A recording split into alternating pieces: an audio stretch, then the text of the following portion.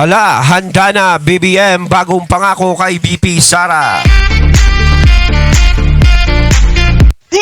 Ayan, syempre itong balitang ating matutunghayan ngayon ay nagmula kay Pinas News Portal. At ito po ang inyong lingkod na si BT na magbibigay ng reaksyon at komento dito sa video na ating matutunghayan ngayon. At huwag na natin pagtagalin at sabay-sabay na nating panoorin ang laman ng video na hatid sa atin ni Pinas News Portal at bibigyan natin ng reaksyon ng balitang ito. Pasok! BBM may bagong pangako kay Sara. Ayun, syempre bago natin simulan ng video ito, nais ko nga pala magbigay ng credits dito sa boses na madidinig natin at video na matutunghayan natin ngayon at walang iba kundi si Coach Oli. Syempre huwag niyo kalimutang suportahan ang channel ni Coach Oli mga katunay. Pakibisita po yan at huwag niyo kalimutang mag-subscribe at mag-follow para maging updated po kayo sa mga vlogs, reactions at sa mga balita na hinahatid sa atin ni Coach Oli. Ayan, syempre huwag niyo rin kalimutang suportahan ang Banateros. Yan, syempre, isa si Coach Oli din dyan. Mga idol natin yan. Ipagpatuloy natin. Ito, si BBM, hindi nyo napapansin, parang tumatakbo ulit na presidente. Puro na lang pangako. Pag-usapan natin yung magiging impeachment. Hindi lang, di umano, si BP Sara ang ipapa-impeach ngayong February. Eto na tong February. Pinaghahandaan na po. Pero pati si Bongbong Marcos. Ayan, pag-usapan po natin. Matapos ideklarang unconstitutional ng Korte Suprema ang impeachment complaint laban kay Vice President Sara Duterte noong nakaraang taon, pinagbawalan din ang pagsampa ng panibagong reklamo. Pero sa February 6, bubuksan na muli ang pagkakataon para sa panibagong impeachment complaint. At ang palasyo, tila hindi itinangging nagbago ang tindig ng Pangulo patungkol sa posibleng panibagong impeachment complaint laban sa bise. Ang tanging tugon lamang niya sa akin ay kung ano po ang pagtrato sa pag-iimbestiga sa flood control projects, mga anomalyang flood control projects. Ganon din po ang gawing pagtrato sa paggagawa or sa pag-iimbestiga patungkol dito sa impeachment complaint. Yon. Teka muna ha. Okay. Nagbago. Saglit. Ilagay lang muna natin dito sa, wag na si Claire, yung mukha. Parang ganun ba yun? Parang biglang bumait? Seryoso. Yan. Okay. Naalala nyo po, dati, ang stand ng ni Bongbong Marcos patungkol sa impeachment ni BP Sara, parang hugas kamay. No? Parang dumidistansya sa madaling salita. Pero pag tiningnan po natin ngayon, nag-iiba na ng tono ang presidente. Parang ang sabi niya, tatratuhin ko yung impeachment ni BP Sara kung paano niya tratuhin yung pag-iimbestiga sa flood control projects na dapat managot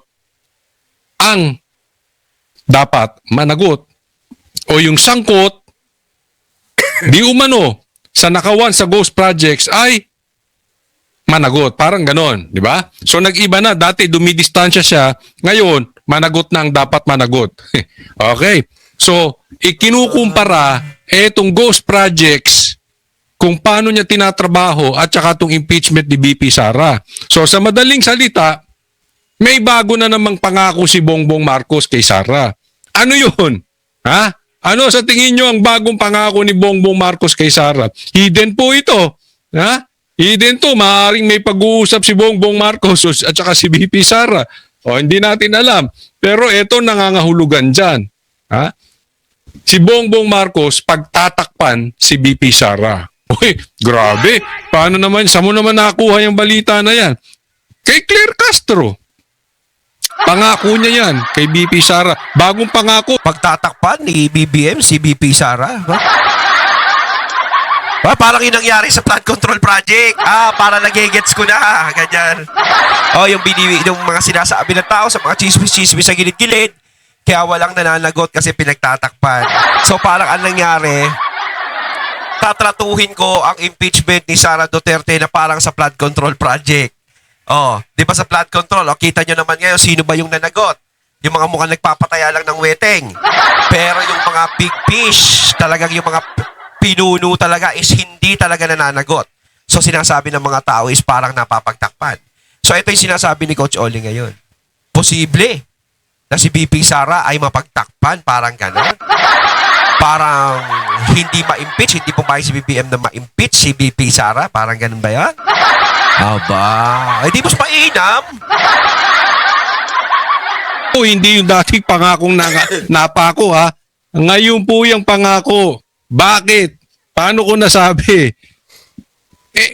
Paano niya ba tratuhin yung pag-iimbestiga sa ghost projects? Paano ba nila nilulutas yung mga magnanakaw di umano sa ghost projects? Yung may mga flood control projects. Paano? Yung pangunahing sangkot, yung pangunahing, o sabihin nating mastermind, yung pangunahing iniimbestigahan, nililihis. Di ba? Nakita nyo ba si Tambaluslos na naimbestigahan? Nakita nyo ba si Bongbong Marcos na naimbestigahan? So sa madaling salita, pagtatakpan ang mastermind or pagtatakpan yung pangunahing dapat iniimbestigahan. So yun, gets na natin. Di ba? Parang ganon ang mangyayari. Ayan. Kaya kasi nasabi natin kanina, kung ganun talaga ang mangyayari, eh di mas maganda. Mas paborable. Di ba? Eh sino ba ang pangunahing ini-impeach? Si BP Sara. O di pagtatakpan niya rin. Di ba? Ang ganda ng Ang ganda ng pagkakadiskarte mo dito, Bongbong Marcos ha. Kasi real talk po tayo.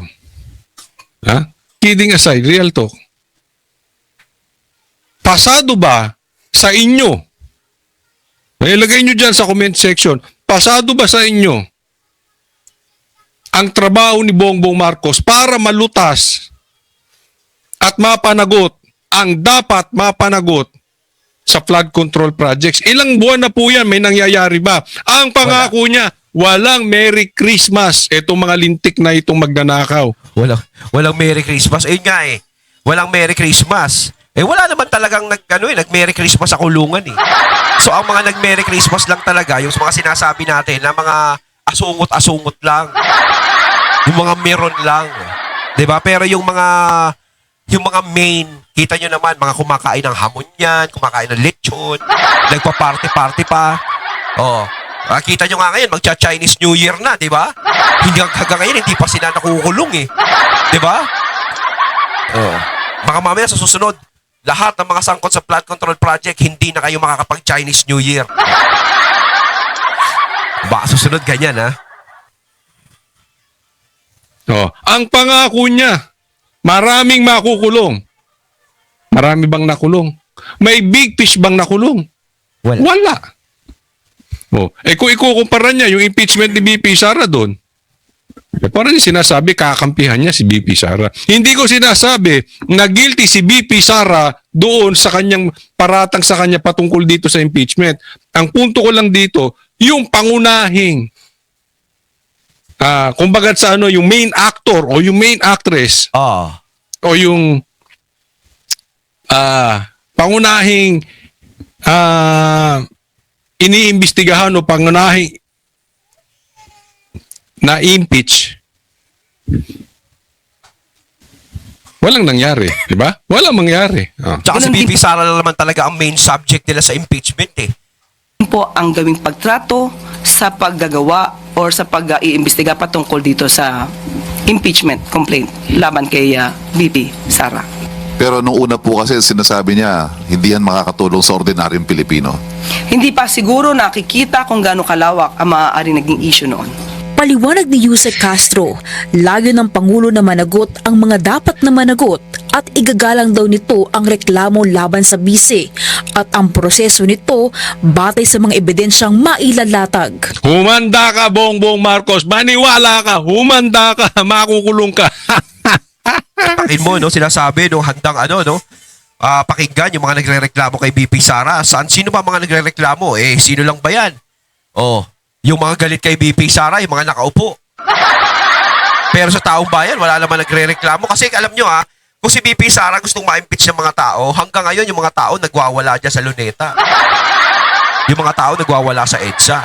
Na talagang milyon-milyon ang gustong mag-impeach kay BP Sara. Wala ka nga nakikita. Kita mo, puro sasakyan ng tumataan doon. Sa Luneta, may mga namamasyal lang. Diba? Kung taong bayan kasi tatanungin, walang gustong ma-impeach si BP Sara eh. Pero siguro sa mga nakapwesto na galit kay BP Sara, na takot na maupo siya bilang presidente, yun sila ang gustong ma-impeach si BP Sara. Kasi mawawala yung pakinabang nila. Di ba? Antay mo lang, ha? Kaya ito si Bongbong Marcos, in my opinion, hindi niya bibitawan yung pagka-presidente. Kung sa tingin niya ay hindi siya mananalo, hihimurin din nito yung puwet ng kakampuwet. Gaya ng paghihimod ng puwet ng kakampuwet sa kanya. Kasi kailangan niya ng kaalyado. Kahit si Tulfo, yan Tulfo na yan, lalong-lalo Si Trillanes nga, nag-aaya na ng joint force eh. na yan, ha? Ito, dederechuhin ko kayo. Yang si Rapi Tulfo, nakatapang-tapang, ha? Nung dating vlogger pa siya, nung naupo, tiko, mang bibig. Ay, oo. Kaya yan ang pag-asa ni... Nawala na talaga yung ano ni Tol Rapi, no? Nawala yung tapang pagdating sa politika. Dati pasiklab talaga siya doon sa PCSO, doon sa Lotto, di ba? Tapos biglang yung kalahatian, biglang nawala na yung investigasyon. Tapos ngayon tahimik na lang. Oh, paggamay-gamay na lang. Relax na lang. Sa tingin nila, malakas to si Rapi Tulfo. Siguro, ito naman si Rapi Tulfo, gusto ring malapit. Pero sabi nila, meron din daw itong iniiwasan. Kaya hindi binabanatan. Ang mga flood control projects. May iniiwasan siya na baho na lalabas. Yan ba yung mga babae? Hindi ko alam. Yan ba yung pagkakaugnayan nila doon sa Kayap? Hindi natin alam. Bukod kay VP Sara, kamakailan ay may umuugong din na balitang posibleng kumaharap din sa isang impeachment complaint si PBBM. Iyan ang magandang usapin. Okay? Magkakaroon di umano Sabayan. ng impeachment kay BBM. Sino magpapa-impeach? Magtatagumpay kaya? Karapat dapat bang i-impeach talaga si Bongbong Marcos? Nasa Ako kasi tayo. sa ngayon parang alanganin ako sa iniisip ko eh. Parang parang baka hindi pansinin yung impeachment kay BBM eh. Siyempre yung mga tao na nasa likod niya, no, siyempre mas marami yun eh. 'Di ba? Mas marami yun. Kumbaga siyempre, matatakot sila na mapalitan si BBM once na mawala siya sa pagiging presidente, ang papalit si BP Sara. Siyempre hindi naman sila papayag niyan. O kaya sa tingin ko, gagawa sila ng paraan para hindi matuloy yung impeachment na yun. No? Pero kung matutuloy yun, edi... O sige, sabayan sila ni BP Sara, matira-matibay. Timing ba? Yan, sasagutin natin mamaya-maya. Sagot ng palasyo, Tiwala pa rin po ang Pangulo na meron pong pagtitiwala rin sa kanya ang mga mambabatas dahil hindi naman po gumagawa ng kamalian ng Pangulo. Siya pa nga po ang... Siyempre, magtitiwala yung mga mambabatas, siyempre, yan ang kakampi. O, di ba? Siyempre, yung mga yan talaga numero unong galit sa mga Duterte. Yung mga dating kumakampi sa mga Duterte, na nandiyan, nagbaliktaran, di ba? O, siyempre, sino ba ang pinuno niya? Si Pumalayar. Sino ba dapat ang sinusunod niyan? O, kanino ba ropa si Pumalayar? O, di ba? O, kaya talaga hindi papayagan ng mga mambabatas na ma-impeach siya si BBM. Sigurado yan. Walang iwanan hanggang sa huli. Basta ang regalo ni Santa Claus nandyan. Yun. Bato-bato sa langit, tamaan magmagalit ha. Pasensya na kung inuubo ko lagi kasi meron tayong sipon at ubo. Usong-uso ngayon yan kasi taglamig. Diba? Natutunaw ang yelo sa ibang bansa kaya lumalamig. Diyan pa sa inyo yung mga katunay natin dito na OFW. Ayan doon sa mga nandiyan sa mga winter places. Natutunaw na ba yung mga yelo dyan? Diba? Siguro sobrang lamig dyan sa inyo, no? Mas sobrang lamig dyan. ang pumortekta, lalong-lalo na ng 2025 budget. Sa mga matitino din po at maayos na mga mababatas, alam po natin kung saan sila gagawin. Gagawin sila sa matino at hindi sa mga kurakot. Ang Malacanang hindi pa lubos na matukoy kung sino ang may pakana ng niluluto umanong reklamo laban sa Pangulo. ang paglalabas di umano ng balak ng mga supporter ng mga Duterte na magsampa ng impeachment. Sinasabi ng iba, ito para makaiwas di umano ang Vice Presidente sa mga isyung paglustay at Yan na naman tayo, anti-clear eh. Sige, di umanong pagtanggap ng pondo. paglustay na naman tayo. 125 million, ganyan-ganyan. Eh, paano naman yung billion tsaka trillion? Parang gano'n. Milyong-milyong pondo mula sa mga O, million-million lang. Eh, paano naman yung billion-billion? Pag-usapan naman natin yan. drug lords. Ang Pangulo po, unang-una, hindi po siya nagnakaw ng pera. Pangalawa, siya po ang Teka, sasagutin ko lang maiksi.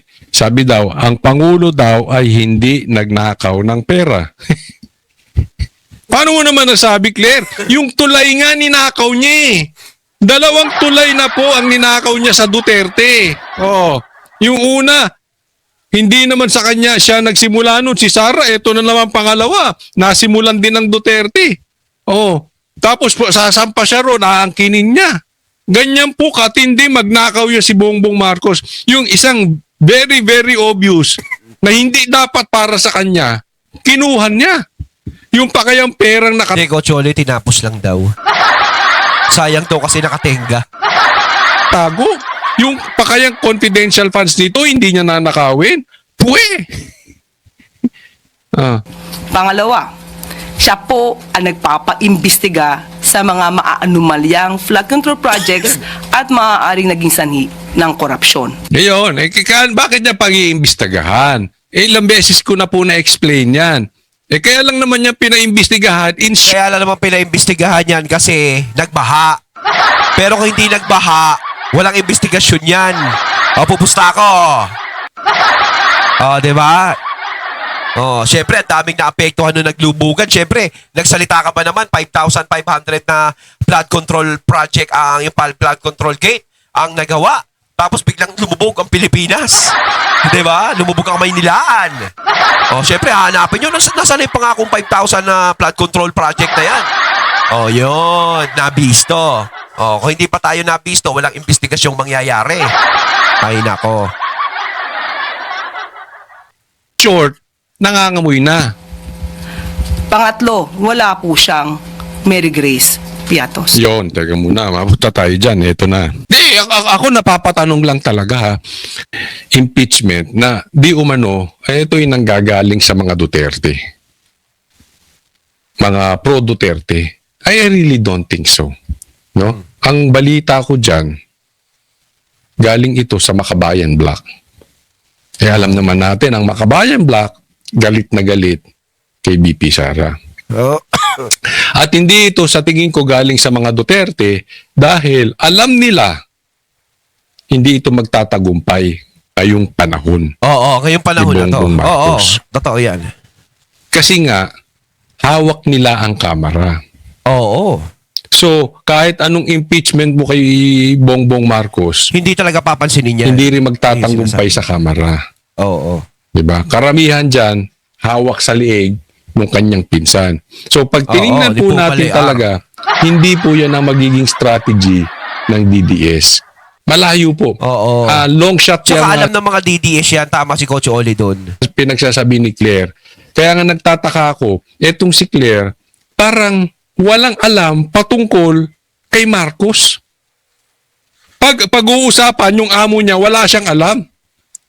Parang ang alam nito si Claire lang ay patungkol doon kay Sara sa mga Duterte. Pero pag Marcos, wala na tong alam. Oo. Ayun, natating natin kaya ng video na nagmula kay Pinas News Portal at syempre natin kaya natin ang boses at video na yun na binigyan natin ng reaksyon na nagmula kay Coach Oli. Kayo mga katunay, ano masasabi nyo tungkol dito? Comment lang po kayo sa comment box. So once again, I'm BT and I'm out. Peace.